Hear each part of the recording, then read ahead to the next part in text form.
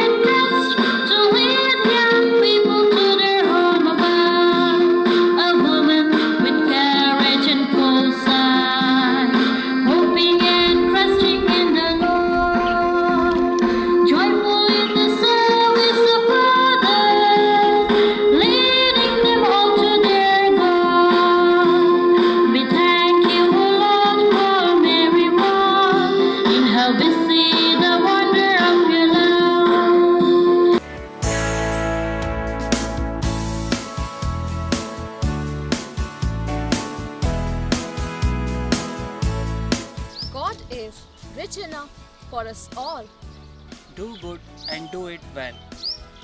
Love and speak the truth at all times. Do your best. God will help. Women in time to come will do much. If you show service to anyone, do it willingly. Suffering without sin is no burden. It is impossible to love God and not to labor to extend His arms. It is an honor to work for God. The best way to bear trouble is to thank God for them. God has His time for us all. Show yourself at all times glad and joyful, for God loves a cheerful giver.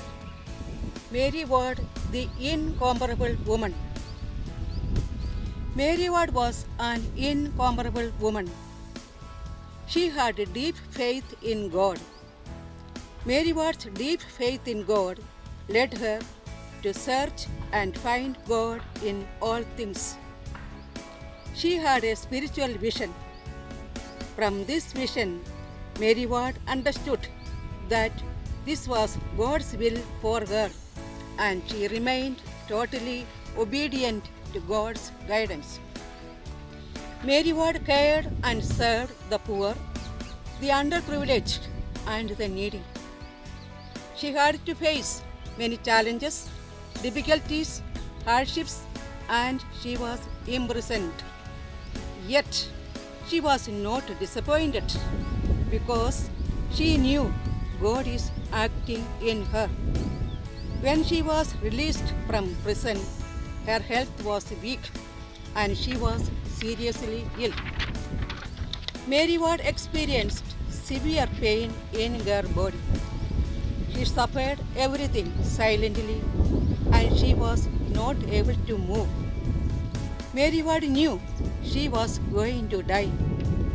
She called all her companions and blessed each one of them and said, "Cherish God's vocation in you. Let it be constant, efficacious, and loving." Then Mary Ward started to sing and closed her eyes and died. Mary Ward died in York in 30th January in the year 1645 at the age of 60. May Mary Ward shower her blessings from heaven.